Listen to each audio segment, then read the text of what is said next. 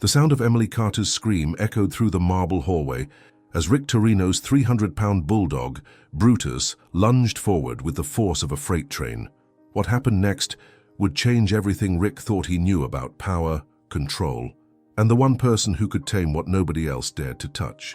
Comment your city below and hit subscribe to join our global community. Enjoy the story. 4 months earlier, Emily had been scrubbing floors at the downtown Chicago unemployment office, praying her next interview would finally pan out. She never imagined that answering a simple classified ad for household management, discretion required, would lead her to the most dangerous address in the city. The brass nameplate on the wrought iron gates read simply, R. Torino Private Residence. But Emily Carter knew better than to trust simple things in this neighborhood. The massive estate loomed before her like something from another world, all Gothic arches and shadowed windows that seemed to watch her approach. Her beat-up Honda looked pathetic, next to the row of black luxury cars parked in the circular driveway. Bentleys, Maseratis, a Rolls-Royce that probably cost more than most people's houses. Emily gripped her worn portfolio tighter and reminded herself why she was here. 23 years old, 3 months behind on rent, and exactly $47 in her checking account. The classified ad had been brief. Experienced housekeeper needed for private estate. References required. Discretion essential. Competitive compensation. The compensation part had caught her attention. The discretion part should have scared her off. Emily pressed the intercom button beside the gate. A gravelly voice answered immediately. State your business. Emily Carter. I'm here about the housekeeping position. A long pause. Then the gates swung open with a low mechanical hum. The walk to the front door felt endless. Manicured gardens stretched in every direction. Fountains bubbling softly in the autumn air. Everything was perfect, pristine, and somehow menacing. This wasn't the kind of house where normal people lived. Before she could knock, the heavy oak door opened. A man in an expensive suit looked her up and down with cold assessment. Miss Carter, Mr. Torino is expecting you. He led her through rooms that belonged in a museum. Marble floors so polished she could see her reflection. Crystal chandeliers that caught the afternoon light like captured stars. Artwork that probably had insurance policies worth more than her life. They stopped outside a set of double doors. The man knocked twice, waited for a response Emily couldn't hear, then gestured for her to enter. Rick Torino sat behind a desk the size of a small car. Even seated, she could tell he was tall, broad-shouldered, with the kind of presence that demanded attention. His dark hair was perfectly styled. His suit probably cost more than her car, and his eyes were the coldest shade of grey she'd ever seen. He studied her application without speaking for what felt like hours. Emily stood perfectly still, fighting the urge to fidget or fill the silence with nervous chatter. Cleaning experience, he said finally, not looking up. 3 years at Morrison Hotel, 2 years at Westbrook Manor, both terminated for budget cuts. Yes, sir. References check out. Previous employers speak highly of your work ethic. He set the papers aside and fixed those grey eyes on her. But they're not what I need to know about. Emily's mouth went dry. Sir, this position requires absolute discretion. You'll see things, hear things that stay within these walls, period. Can you handle that? The smart answer was no. The desperate answer was yes. I can handle it. Rick leaned back in his chair, still studying her face like he was reading a complex document. I conduct business from this house, important business. Sometimes that business involves intense discussions. Emily nodded, though her heart was hammering against her ribs. The pay is $15,000 a month, plus room and board if you want it. Medical benefits, pension plan. He paused. But if you ever repeat anything you see or hear here, to anyone for any reason, you'll find yourself in a very unfortunate situation. $15,000 a month. Emily's current job at the dry cleaner paid $1,500. Her mind reeled with the numbers. I understand. Do you? He stood, and she realized he was even more imposing than she'd thought. 6'3" at least, with the kind of controlled power that made her instincts scream danger. Because once you're in, Miss Carter, you're in. This isn't the kind of job you just quit when you find something better. Emily swallowed hard. I need this job, Mr. Torino. I'll do whatever it takes to keep it. Something shifted in his expression. Not softer exactly, but less predatory. We'll start with a trial period. 1 week. If you can handle the work and follow the rules, the position is yours. He pressed a button on his desk. The door opened immediately. Marcus will show you around. You start tomorrow at 8. Emily turned to leave, then stopped. Mr. Torino, what kind of business do you conduct here? Those grey eyes fixed on her again, and this time she saw something that made her blood chill. The kind that keeps this city running, Miss Carter, whether it wants to or not. Emily arrived at 7:55 the next morning, portfolio replaced by a bag of cleaning supplies she'd bought with her last $20. The same man who'd shown her in yesterday, Marcus, apparently, was waiting by the front door. "Ground rules," he said without preamble. "You clean what we tell you to clean. You don't go in rooms that are locked. You don't answer the door unless specifically told to. You don't ask questions about what you see or who you see." Emily nodded. "Most important, you stay away from the south wing between 8 a.m. and noon. That's when Mr. Torino conducts his morning meetings." "What kind of meetings?" Marcus's expression didn't change. "The kind you don't ask about." He led her through the house, pointing out what needed daily attention. The main living areas, guest bathrooms, Mr. Torino's study, the kitchen that was bigger than most apartments. Everything was already spotless, but Emily understood this wasn't really about cleaning. This was about proving she belonged in this world. "One more thing," Marcus said as they finished the tour. "Brutus." "Excuse me?" "Mr. Torino's dog. 300 pounds of pure muscle and bad attitude. He doesn't like strangers. He doesn't like loud noises. He doesn't like sudden movements." Marcus fixed her with a stare that could freeze fire. "He especially doesn't like people who make Mr. Torino unhappy." Emily felt her confidence wavering. "What kind of dog is 300 pounds? The kind that ended the last housekeeper's employment." Before she could ask what that meant, a sound like rolling thunder echoed through the house. Heavy footsteps, claws clicking on marble, getting closer. Marcus stepped protectively in front of Emily. "Stay very still." The bulldog that rounded the corner was the size of a small pony. Massive head, jaws that could probably snap a person in half, eyes like black marble set in a face that belonged on a gargoyle. His collar was solid steel with spikes that caught the light like tiny daggers. Brutus stopped when he saw Emily. His head tilted, studying her with the same intensity his owner had shown the day before. "Don't move," Marcus whispered. "Don't speak. Don't even breathe too loud." The dog took 3 slow steps forward. Emily could hear his breathing, heavy and deliberate. She could smell him too, leather and metal and something wild that made her primitive brain scream warnings. Brutus sat down directly in front of her, still staring. Time crawled. Emily counted her heartbeats, trying to stay perfectly still while a creature that could kill her without effort decided whether she was friend or foe. Then Brutus yawned.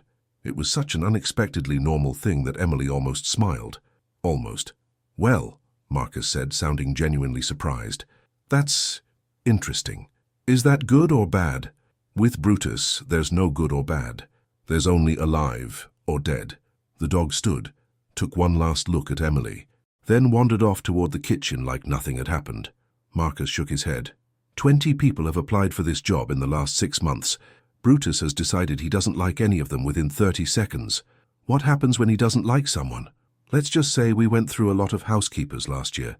Emily spent the morning cleaning rooms that didn't need cleaning, learning the rhythm of the house, trying not to think about what might be happening in the south wing. She could hear voices sometimes, muffled through thick walls, laughter that didn't sound friendly, the occasional sharp word that made her hands shake as she polished already perfect surfaces. Around noon the voices stopped. Car doors slammed. Engines started. The house fell into the kind of silence that felt heavy with secrets. Rick Torino appeared in the hallway as Emily was organizing the already organized linen closet. "How's your first day going, Miss Carter?" She turned, startled. He'd changed from the business suit into dark jeans and a black sweater that somehow made him look more dangerous instead of more casual. "Fine, sir. The house is beautiful." "It is." He studied her face. "I hear you met Brutus." "Yes, sir. Marcus told me something interesting. He said Brutus sat down when he saw you." Emily wasn't sure if that was good or bad news. "Is that unusual?" Rick's smile was sharp as broken glass.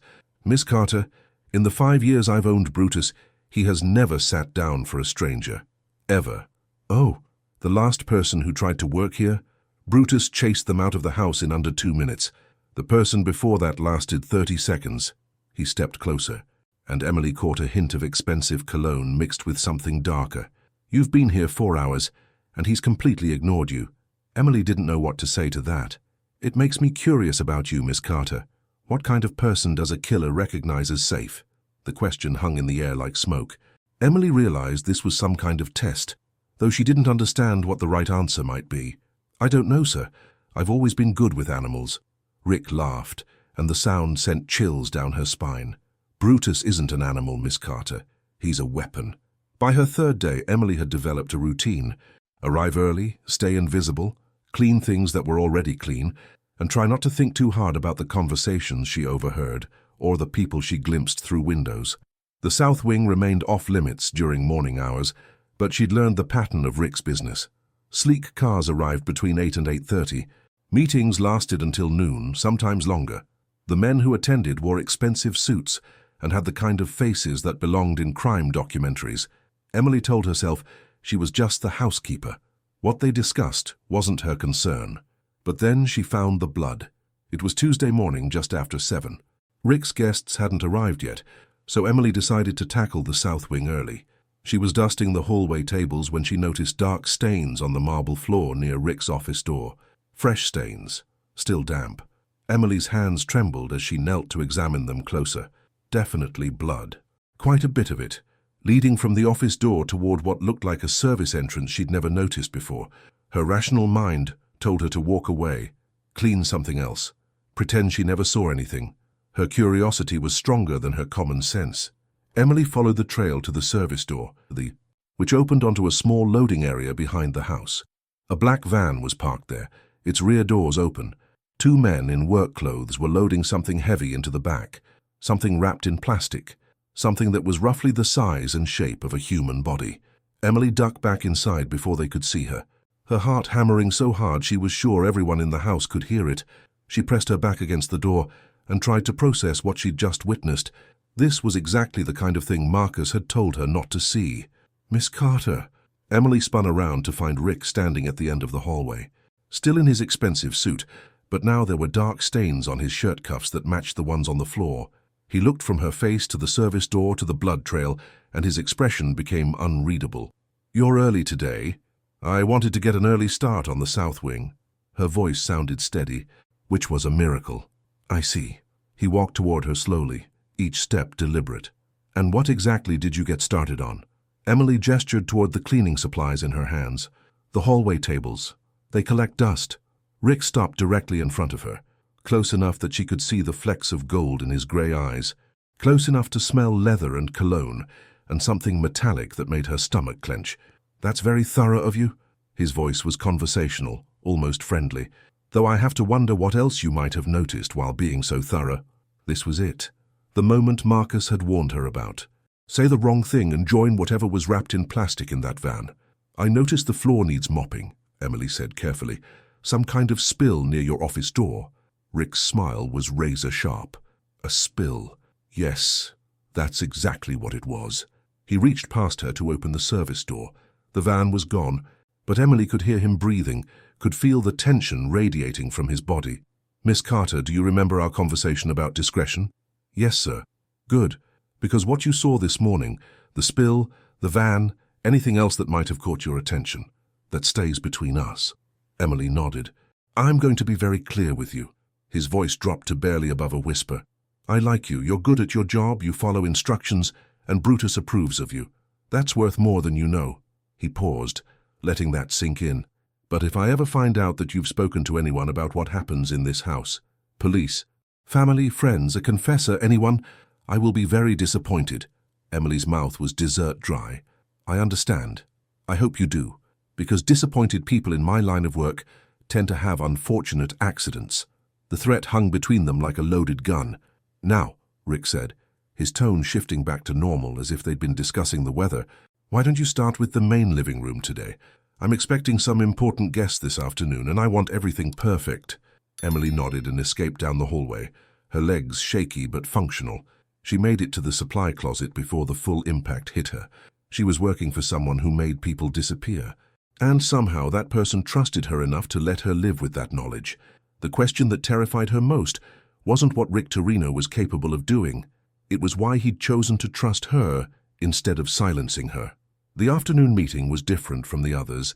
Emily could feel the tension in the house like electricity before a storm. Marcus checked and double-checked security systems. Extra cars appeared in the driveway.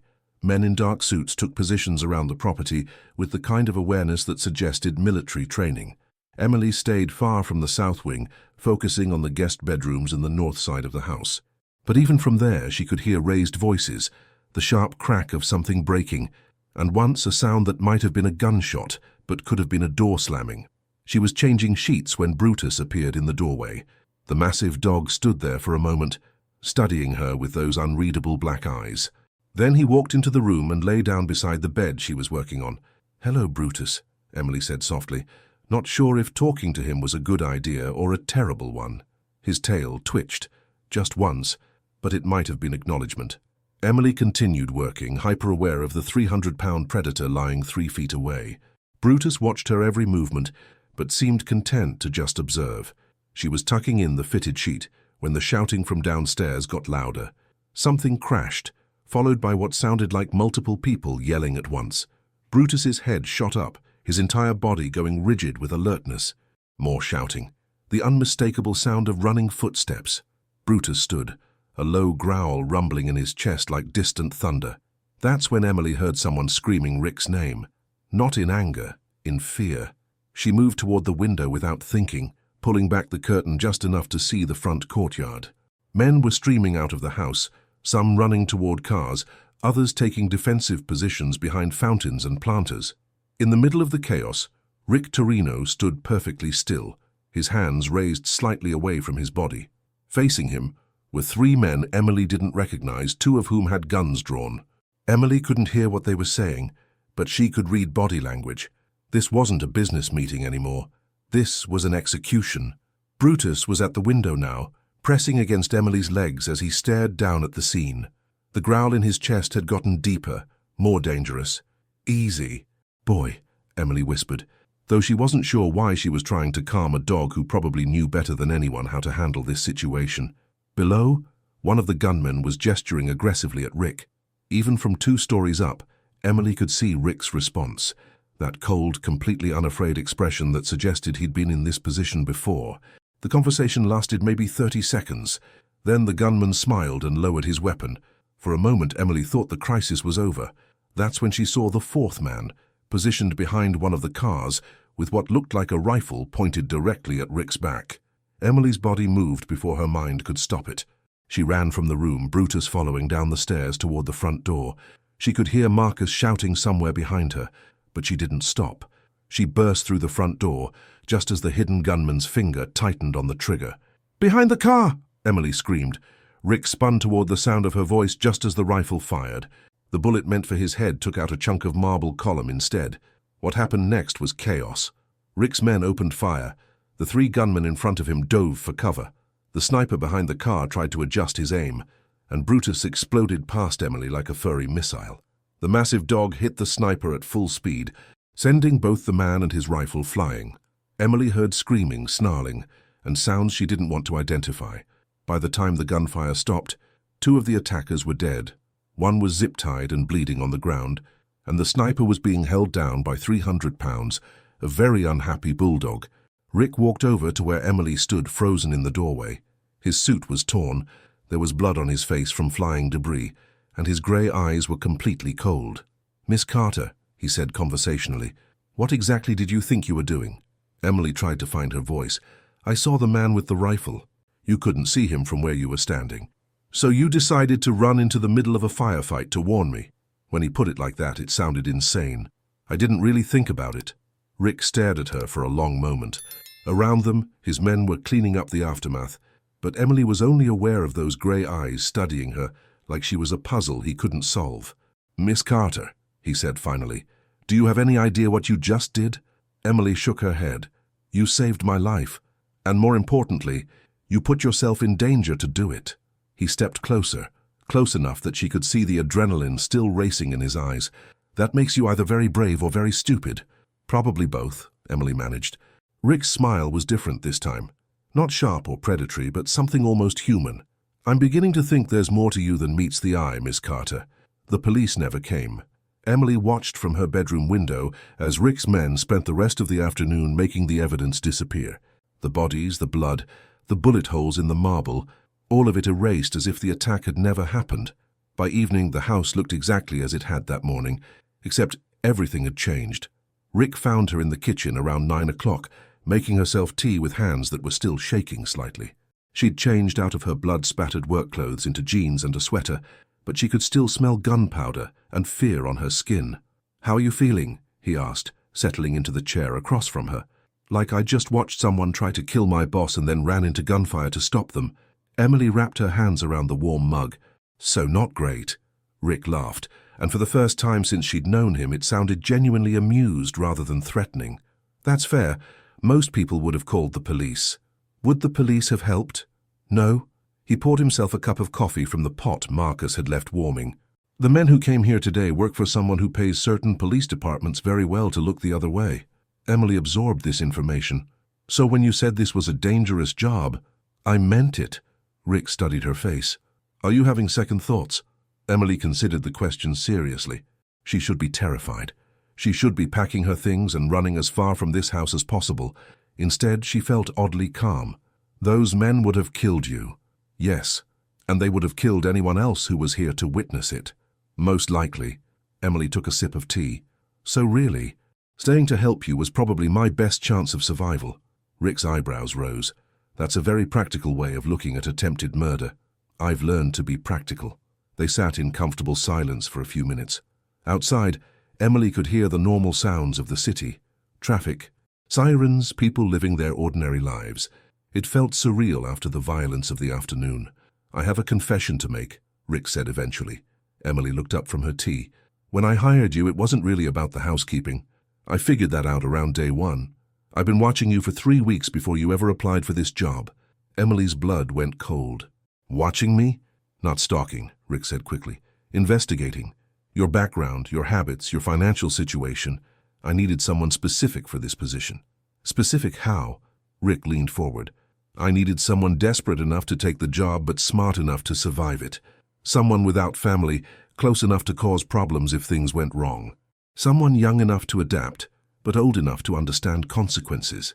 Emily set down her mug carefully. "You needed someone expendable." "I thought I did."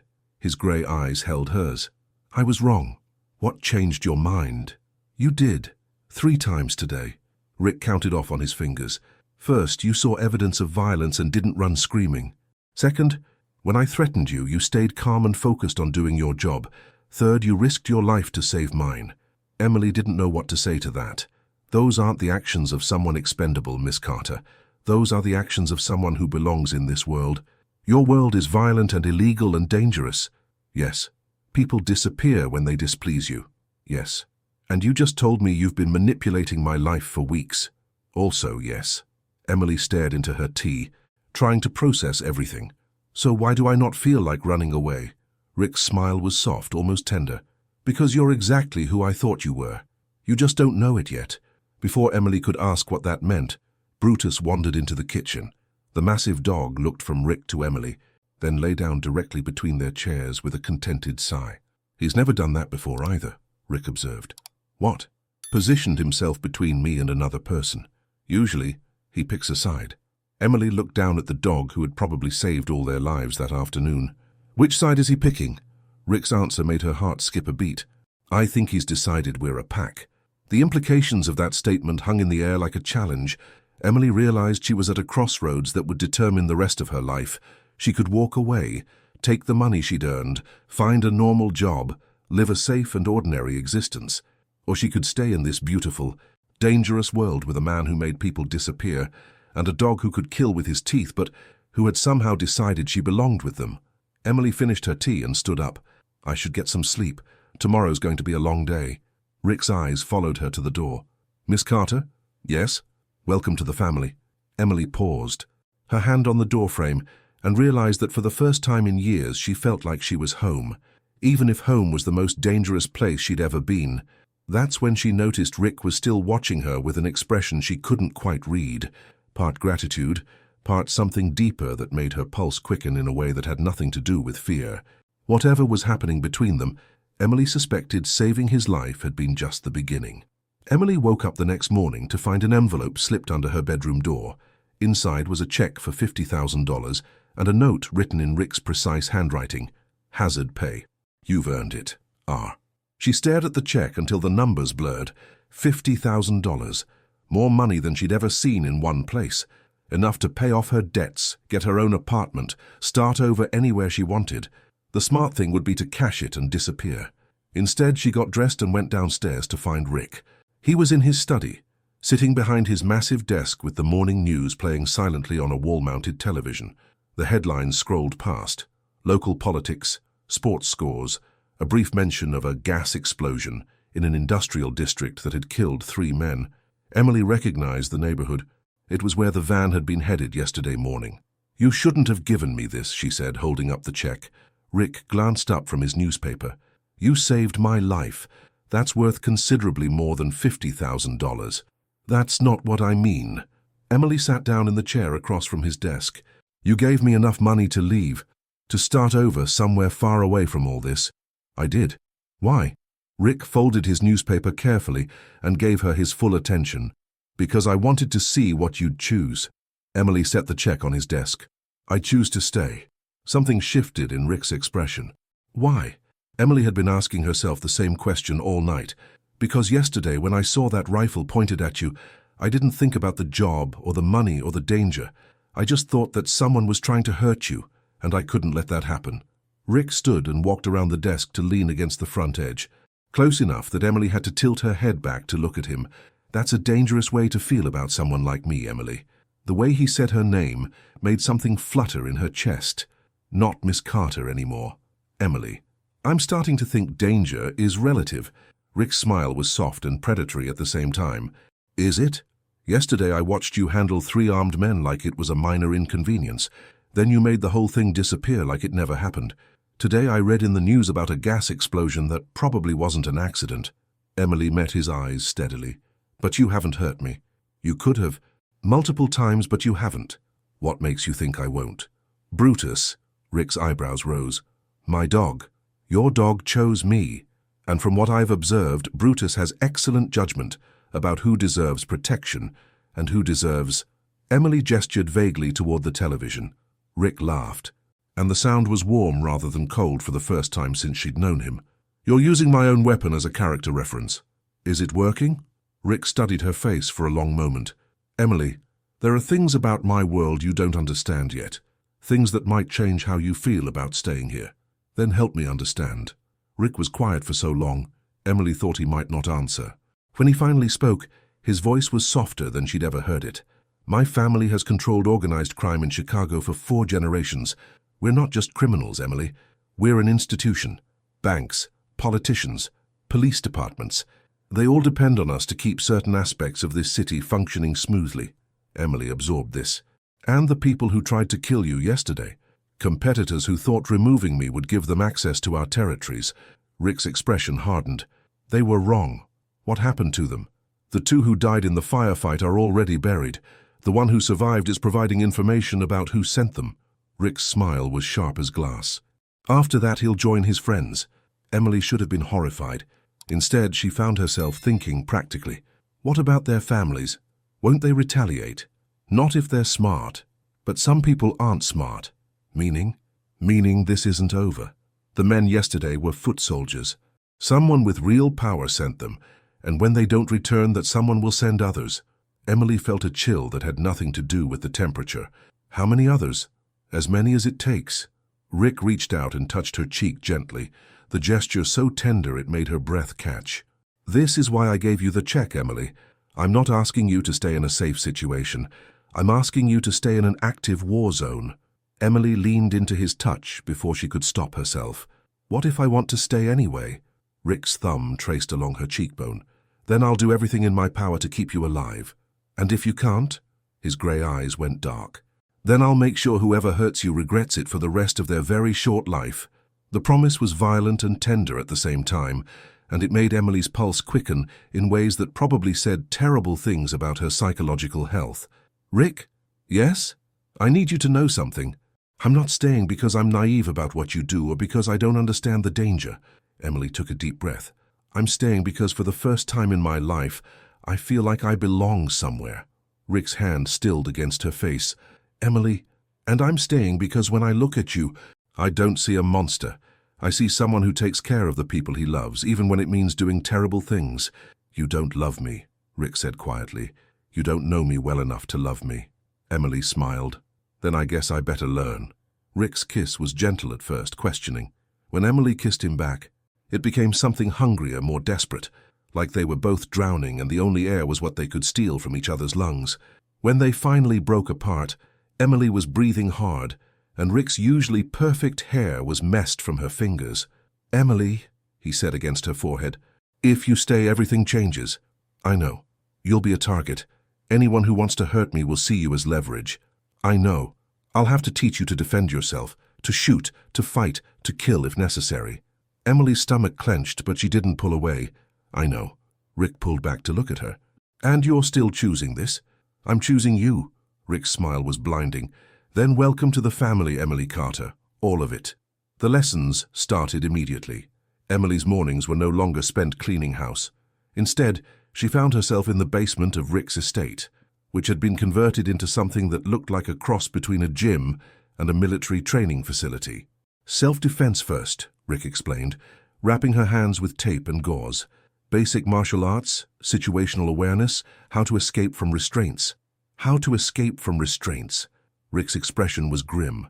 Emily, the men in my business don't hesitate to use civilians as weapons against their enemies. If someone takes you, you need to be able to get away long enough for me to find you. The training was brutal. Rick pushed her harder than any coach she'd ever had, teaching her to fight dirty, to use her size and speed as advantages, to think 3 steps ahead of any potential attacker. After 2 weeks, Emily could throw a punch that would break someone's nose, escape from zip ties in under 30 seconds, and identify at least 7 different ways to kill someone with improvised weapons. You're a natural, Rick said one afternoon, watching her practice knife work on a dummy. That's either very good or very concerning. Emily wiped sweat from her forehead. I prefer to think of it as survival instinct. Good way to look at it. The weapons training was more complex. Rick started her with basic handguns, teaching her to shoot with accuracy under stress, to clean and maintain firearms, to carry concealed weapons without being detected. I never thought I'd learn to kill people, Emily said during a break between shooting sessions. You're not learning to kill people, Rick corrected. You're learning to stop people from killing you. There's a difference. Is there? Rick handed her a bottle of water. Emily, in my world, there are 2 kinds of people. Those who are willing to do whatever it takes to protect what they love, and those who are victims waiting for it to happen. Which one am I? Rick's smile was proud and dangerous. You're the first kind. You just needed to remember. The 3rd week brought a new element to Emily's education, the business side of Rick's empire. Money laundering, Rick explained, showing her ledgers that looked like legitimate business accounts. We own 17 restaurants, 8 construction companies, 12 laundromats, and a chain of dry cleaners, all perfectly legal businesses that happen to process large amounts of cash for other, less legal activities. Emily studied the numbers. How much money are we talking about? This month, about $40 million. Emily's head spun. 40 million? Chicago is a big city with a lot of appetites. Gambling, loans, protection services, import-export businesses that don't ask too many questions about their cargo. Rick turned a page in the ledger. We provide services that people need but can't get through legitimate channels. Services like murder. Rick's expression didn't change. Services like justice when the legal system fails. Services like protection when the police can't help. Services like solutions to problems that normal society pretends don't exist. Emily was quiet for a long moment. How do you sleep at night, knowing that the people I care about are safe, and the people you hurt? Rick's grey eyes were steady. I hurt bad people, Emily. People who prey on others, who think violence and power give them the right to take what they want. He closed the ledger. I'm not saying I'm a good man, but I'm not the worst man either. Emily understood what he meant. In the 3 weeks since she'd started staying at the estate, she'd learned that Rick's organization operated with a strict code. They didn't hurt innocents, didn't target families, didn't deal in anything that hurt children. They were criminals, but they were criminals with principles. It shouldn't have made her feel better about what they did, but somehow it did. That night, Emily found herself in Rick's study again, sharing a bottle of wine and watching the news. More violence in the city, more problems that wouldn't be solved by legal means. "Do you ever think about getting out?" she asked. Rick considered the question. "Every day. But then I think about what would happen to the people who depend on us for protection if we just disappeared. People depend on you." The restaurant owner who was being extorted by gang members until we convinced them to find other sources of income. The woman whose ex-husband kept violating restraining orders until we had a conversation with him about respecting boundaries. The kid whose father was selling drugs to pay gambling debts until we bought the debt and forgave it in exchange for him getting clean. Rick poured more wine. "We're not heroes. We're Emily, but we're not always the villains either." Emily curled up against his side on the couch, feeling the steady rhythm of his breathing. "What does that make us?" Rick's arm tightened around her. "Necessary." They sat in comfortable silence until Rick's phone buzzed. He checked the message and his entire body went rigid. "What is it?" Emily asked. Rick was already standing, moving toward his desk. "We have a problem." The message was simple. "We have your girl. If you want her back, come alone to Warehouse 47 in 30 minutes. Emily read it over Rick's shoulder, her blood turning to ice. "But I'm right here." Rick was already pulling guns from his desk drawer, checking ammunition, slipping weapons into concealed holsters. "They don't know that. Someone who looks like you, same height and build, was taken from outside your old apartment building an hour ago." Emily's stomach dropped. "Someone innocent? Probably a neighbor or random woman who was in the wrong place at the wrong time." Rick's voice was cold, controlled, but Emily could see the fury burning in his eyes. "They're using her as bait to draw me into a trap. Then you can't go."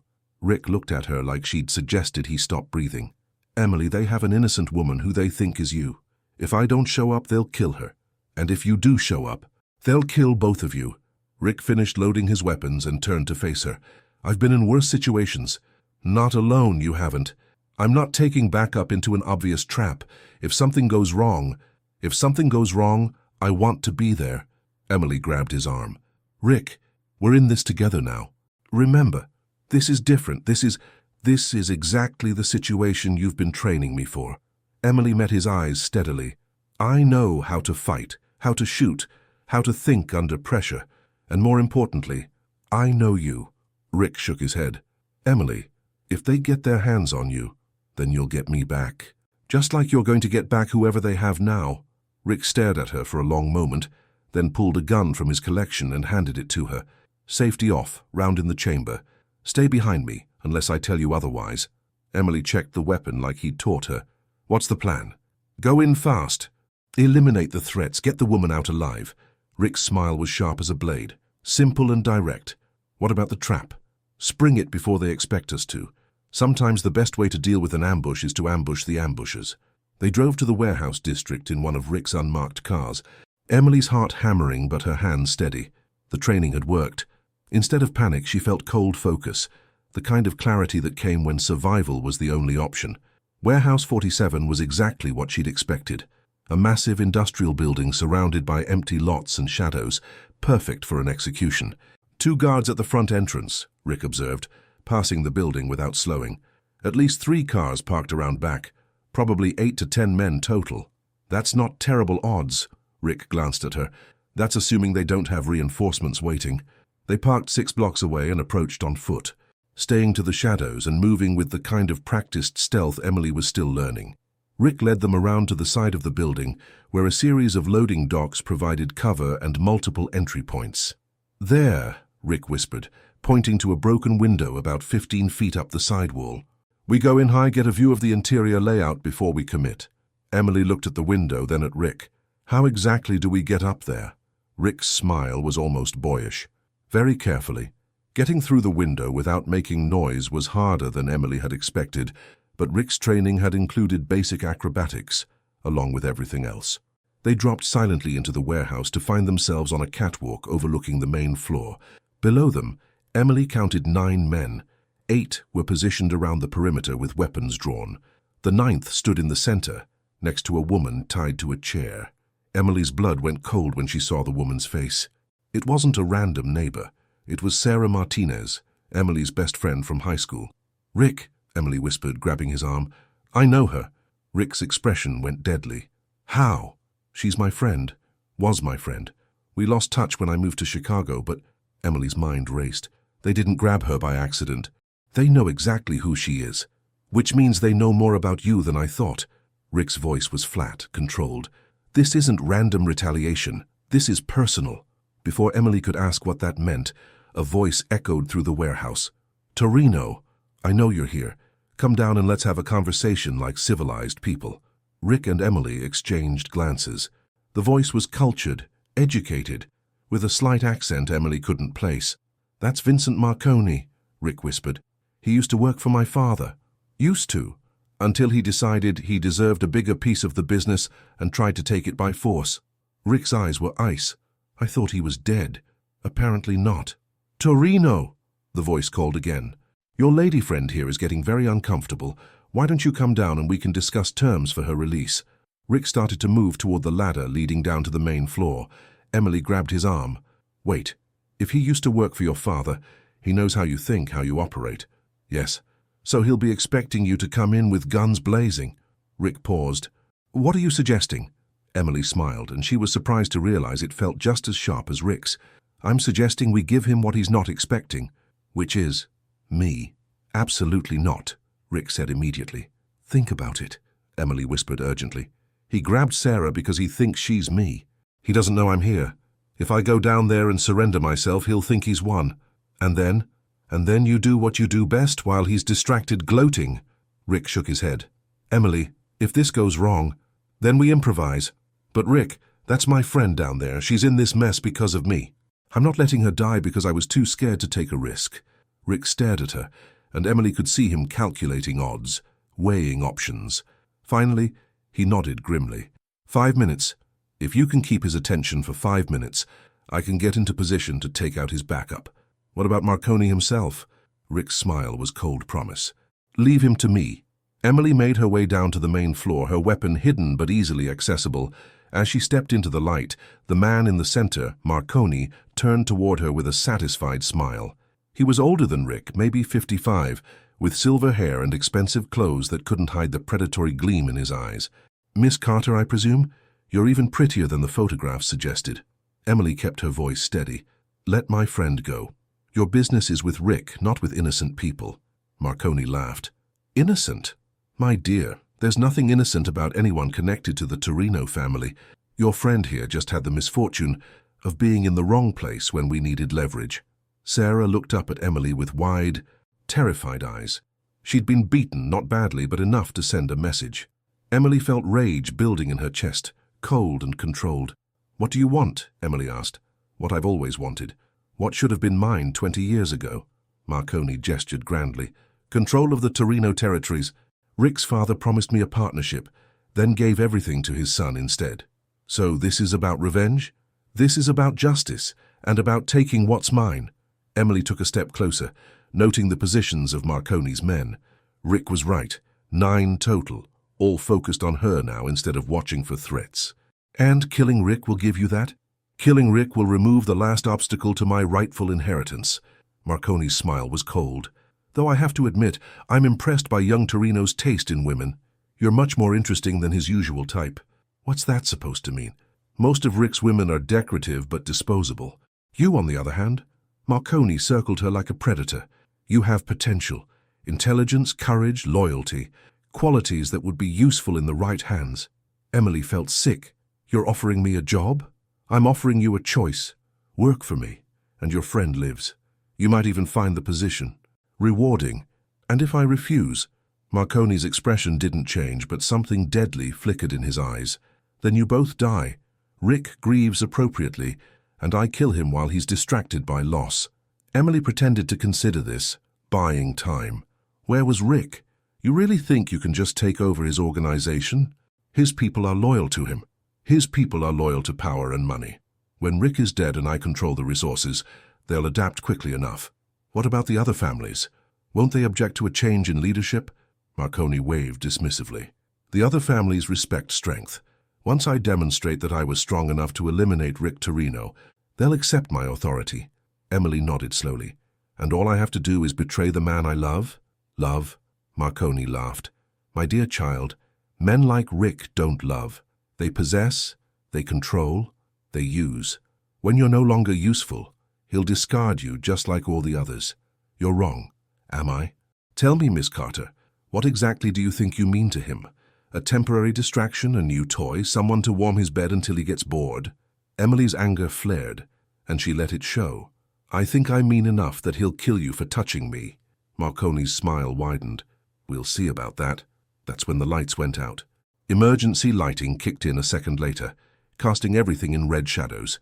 In that moment of confusion, Emily dove towards Sarah's chair while gunfire erupted around them. Rick's voice cut through the chaos. Emily, down! Emily hit the floor and rolled, pulling Sarah's chair with her behind a concrete pillar, just as bullets started flying. She could see muzzle flashes in the darkness. Here Rick's men, when had they arrived? Engaging Marconi's people in a firefight that turned the warehouse into a war zone. Emily cut Sarah's restraints with a knife Rick had given her. Stay low, stay quiet. Stay behind me, she whispered. Sarah nodded, too terrified to speak. The firefight lasted maybe 2 minutes, but it felt like hours. When the shooting stopped, Emily heard Marconi's voice, much closer than she expected. Very impressive, Torino, but you're still outgunned. Emily peered around the pillar to see Rick standing in the open, hands slightly raised, facing Marconi across 20 feet of concrete floor. Both men had weapons drawn but not quite aimed. Vincent, Rick said conversationally, you always were dramatic, and you were always arrogant. Even now, when you're about to die, you can't resist making jokes. Who says I'm about to die? Marconi's gun moved toward Rick. I do. That's when Emily stood up behind Marconi and pressed her weapon against the back of his head. I wouldn't, she said quietly. Marconi went very still. Miss Carter, I'm disappointed. I thought you were smarter than this. I am smart. Smart enough to know that men who hurt my friends don't get to walk away. If you kill me, my people will hunt you for the rest of your very short life. Emily's voice was cold as winter. Your people are dead, Vincent. It's just you now. She could see Rick watching her, and something in his expression made her realize this was another test. Not from him, but from the world they lived in. Could she do what needed to be done when it mattered? Emily, Rick said softly, your choice. Emily thought about Sarah, beaten and terrified because of her connection to Emily. She thought about the innocent woman who might have died if they'd been wrong about the target. She thought about Rick, who'd been willing to walk into a trap to save a stranger. She thought about the kind of person she'd become and the kind of person she wanted to be. Vincent, she said. Yes? Next time you want to hurt someone I care about, make sure you kill me first. Emily pulled the trigger. 6 months later, Emily stood in front of the mirror in what had once been the guest bedroom and was now undeniably her bedroom, adjusting the necklace Rick had given her for Christmas. Pearls and diamonds that probably cost more than most people's cars, but she wore them like they belonged there. Because they did. Because she belonged here. The house had changed since that night in the warehouse. More security, but also more warmth. Emily's photographs on the mantel next to Rick's family portraits, her books on the shelves in the study, her laughter echoing through rooms that had been silent for too long. You ready? Rick appeared in the doorway, devastatingly handsome in a black tuxedo. Tonight was the annual charity gala, one of the few public events where Chicago's legitimate business community mingled with its less legitimate operators. Almost, Emily turned to face him, and Rick's breath caught. She'd chosen a midnight blue dress that hugged every curve, her hair swept up to show off the necklace, her makeup subtle but perfect. She looked like she belonged on magazine covers, in boardrooms, at galas with Chicago's elite. She looked like she belonged with him. Have I mentioned lately that you're the most beautiful woman I've ever seen? Rick said, crossing the room to wrap his arms around her. Emily smiled. Only every day. Not nearly enough, then.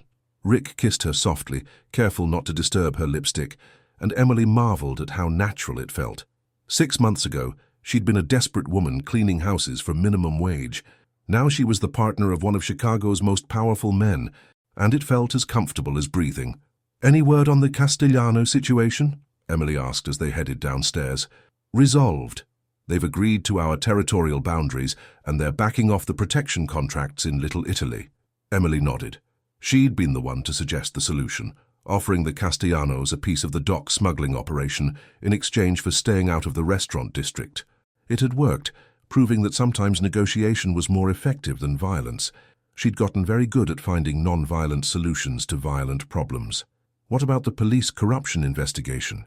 Detective Morrison has been very cooperative since we provided evidence of his superior's involvement in the drug trafficking ring.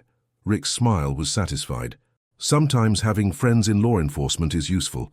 Emily had been instrumental in that operation too, using her legitimate background to make contact with honest cops who wanted to clean up the department. It turned out that her talent for reading people and her outsider perspective made her invaluable for navigating the grey areas between legal and illegal. They reached the main hallway where Brutus was waiting, massive and imposing in a specially designed tuxedo harness that made him look like a very large, very dangerous bouncer. "You're bringing him to the gala?" Emily asked. "He's become part of my image. People expect to see us together now." Emily scratched behind Brutus's ears, and the enormous dog leaned into her touch with a contented rumble. "Good boy, you look very handsome tonight." Brutus's tail wagged once, which from him was equivalent to a standing ovation. The gala was held at the Palmer House Hotel in a ballroom that dripped crystal and gold leaf. Emily moved through the crowd with Rick, shaking hands with politicians and business leaders, making small talk about art and charity work, playing the role of the perfect companion. But she wasn't playing anymore. This was who she'd become. "Mrs. Patterson," Emily said, stopping beside a woman in an elaborate pink gown. "How lovely to see you again. How is the literacy program coming along?" "Oh, Miss Carter, wonderfully, thanks to your foundation's generous donation. We've been able to open 3 new reading centers in underserved neighborhoods." Emily smiled warmly. "That's exactly what we hoped to hear." The Emily Carter Foundation had been her idea, a legitimate charity funded by Rick's less legitimate businesses, providing education and job training programs in Chicago's poorest neighborhoods. It gave them good publicity, helped people who needed it, and created a network of grateful contacts throughout the city. It also gave Emily a purpose beyond just being Rick's partner. "You're amazing at this," Rick murmured as Mrs. Patterson moved on to another conversation. "At what?" "Being the perfect criminal's wife." Emily raised an eyebrow. "Is that a proposal, Mr. Torino?" Rick's smile was mysterious. "Would you say yes if it was?" Before Emily could answer, a commotion near the entrance caught their attention. Men in dark suits were moving purposefully through the crowd, and Emily recognized the signs of a coordinated operation. "Feds," Rick said quietly. "FBI, probably." Emily's training kicked in automatically. "Exit strategies?" 3 options: kitchen service door, fire escape from the 2nd floor, or straight through the main entrance if we move fast enough. They watched the federal agents spread through the ballroom, not making arrests yet, but clearly looking for someone specific. Emily felt Rick tense beside her. "They're not here for the party," Rick observed. That's when Emily saw who they were really after. Senator Williams, a man she knew Rick had been investigating for taking bribes from overseas crime syndicates, was being quietly surrounded by agents. "Your tip paid off," Emily realized. "The corruption evidence you provided." Rick's smile was satisfied. "It's about time. Williams has been selling American port access to human traffickers for 2 years. Emily watched as the senator was discreetly escorted from the ballroom, his political career over in the span of 30 seconds. "One more bad guy off the streets. One more bad guy who was worse than us," Rick corrected. "That's an important distinction." They stayed for another hour, making their social rounds, cementing relationships, gathering information that would be useful later. Emily was good at this part too. People trusted her, opened up to her, told her things they probably shouldn't. It was a valuable skill in Rick's world. As they drove home, Emily curled against Rick's side in the back seat of the limousine, Brutus taking up most of the opposite seat. "Rick," she said softly. "Do you ever regret it? The way we met, the choices we've made?" Rick's arm tightened around her. "Do you?" Emily thought about everything that had led her here, the desperation that made her take a job she didn't understand, the violence that should have terrified her but somehow didn't, the gradual realization that she wasn't just surviving in Rick's world, she was thriving in it. "No," she said, "I don't regret any of it. Even when it gets dangerous?" "Especially when it gets dangerous." Emily smiled against his chest. "Turns out I like being dangerous." Rick laughed. "You're the most dangerous thing that ever happened to me, Emily Carter." "How so?" "You made me want things I'd given up hoping for. A real partner, someone who understands what I do and why I do it. Someone who can love me without trying to change me. Emily lifted her head to look at him. I could never change you. That's not what love is. What is love, then? Emily considered the question seriously. Love is choosing someone every day, even when they're difficult. It's standing with them when the world is against them. It's being willing to become dangerous yourself to protect what you've built together. Rick's eyes were soft in the dim light of the car. Is that what you've done? Become dangerous? Emily thought about Vincent Marconi, about the federal investigation she'd helped orchestrate, about the network of contacts and influence she'd built in just 6 months. I've become who I needed to be to survive in your world, she said, and I've discovered I'm very good at it. Rick's kiss was gentle and fierce at the same time, full of promise and possession, and something deeper than either. Emily Carter, he said against her lips, will you marry me? Emily's heart stopped, then started again at double speed. Are you serious? I've never been more serious about anything in my life. Emily looked into his grey eyes and saw her future reflected there. Not safe, never safe, but real and powerful and full of the kind of love that most people never found. Yes, she said. Yes, I'll marry you. Rick's smile was blinding. Good, because I was running out of ways to convince you to stay. Emily laughed. You never had to convince me of anything, Rick. From the moment I decided not to run away, I was yours. And I'm yours, Rick said solemnly. For better or worse, for richer or poorer, in crime and in legitimate business ventures. Till death do us part? Rick's expression grew serious. Not even then, Emily, not even then. As the limousine pulled through the gates of their estate, Emily realized that she'd found something she'd never even known she was looking for. Not just love, but purpose. Not just safety, but belonging. She'd started as a desperate woman who stole a dangerous man's wallet. She was ending as a dangerous woman who'd stolen his heart. And somewhere in between, she'd discovered that the most powerful force in the world wasn't money or violence or fear.